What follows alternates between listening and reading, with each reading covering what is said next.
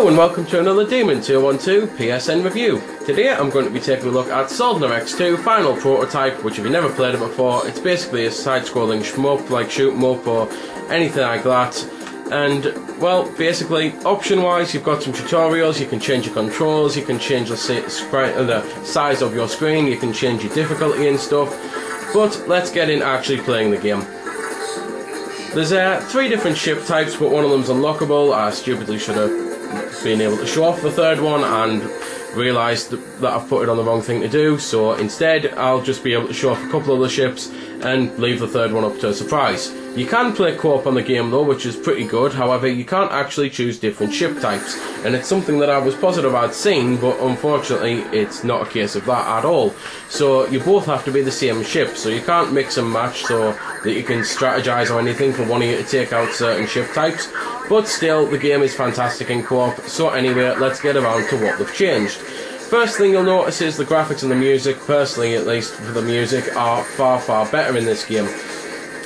But then they've changed a few other things with the gameplay, and then those are the important things. First up, you've got the chain system, whereas on the last one it was incredibly annoying and you had to constantly swap weapon to get the power-ups and like bits of health and that. Well, this one, you just collect rings. It's really is as simple as that. You've got a bar in the bottom right corner, blue bar that fills up when you collect rings, and you've also got another bar just to the left of that, which is your timer, and if you don't collect any rings in the time that it takes for that to go down, you have to start the whole chain again. So basically just keep collecting the rings whenever you see them and you'll get yourself some decent power-ups. You've then also got the weapon system, which has changed, because no longer can you get like everything with the one ship, which is why it's now 3 ships and that. So again, you do have to think wisely about which ship to choose, and hell, you may end up starting games again on later stages because you realise that the ship you'd taken for that stage was a bad one, etc. Stuff like that. But you've also got the power-ups, which I've mentioned, which basically power up each individual weapon, and you've got a bar in the top left corner which fills up depending on which weapon you're using. So you might be able to notice it now, but it is a very small difference. Just changing the weapon changes the size of the power bar, and it's because the weapon you collect the power up under is the weapon that gets powered up.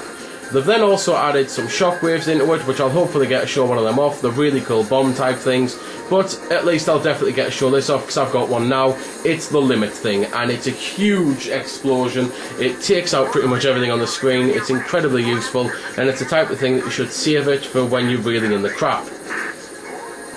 So that's pretty much everything they've changed. Now back onto what they've kept the same. You've still got to collect keys that are hidden around the levels in order to get all of the game's levels. There's 7 of them overall, and it's one of those you have to basically collect all of the keys from each 6 level to get level 7, but you only have to collect the keys, I believe, from 3 levels to get level 6. So it's one of those, just playing it over and over again will allow you to get the keys, and there's one actually right there, that golden thing, so I've at least been able to show one of those off. One of the things that does start to annoy me though is that all the time you're playing it constantly flashes up about viewing tutorials, and it really does start to annoy me because it just gets in your way, and it's one of those that when you're on a game like this where the whole point is your reactions have to be good, all of a sudden seeing that flash up, even though you know what it's going to be, you can't help but having your eyes dart over to it because you instantly think, crap, is that a weapon coming in to try and kill me and that.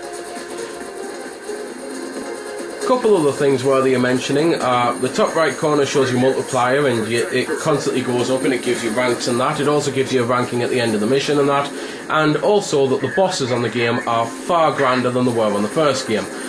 So it's one of those, they will take a bit longer to beat, but as does the entire level. To be fair, I am noticing that the levels are a little bit longer, and that's why you've also got the health meter rather than it's a one-hit kill shoot 'em up situation, because you can take a pretty hefty beating from the health, and on co-op you do share a health bar in case you're wondering. However, your power-up bar is different, so that adds a bit of strategy, because one of you could power up, for example on this ship here, the bounce weapon, whereas the other powers up the scatter weapon.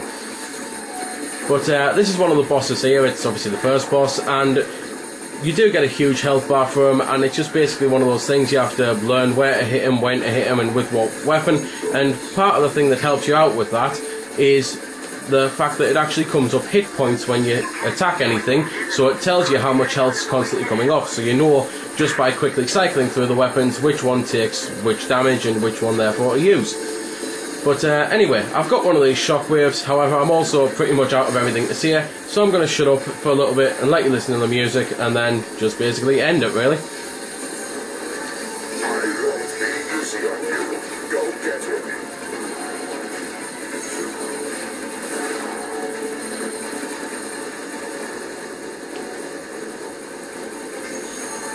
Systems damaged. Energy low.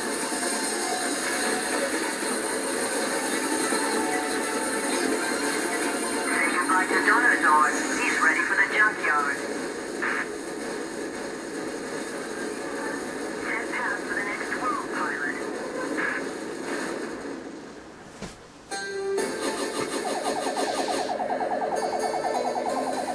Well, that was a bit of the music, and to be fair, there is one final thing that is kind of worth mentioning, but it's not really anything worth showing, if you know what I mean. It's not that special. It's just the type of thing that you might be interested to know that there's also some challenges to beat, so you do get more than just the 7-stage story mode. And to be fair, the other thing I can quickly mention is I've heard strong rumours that there's going to be some hefty DLC for this.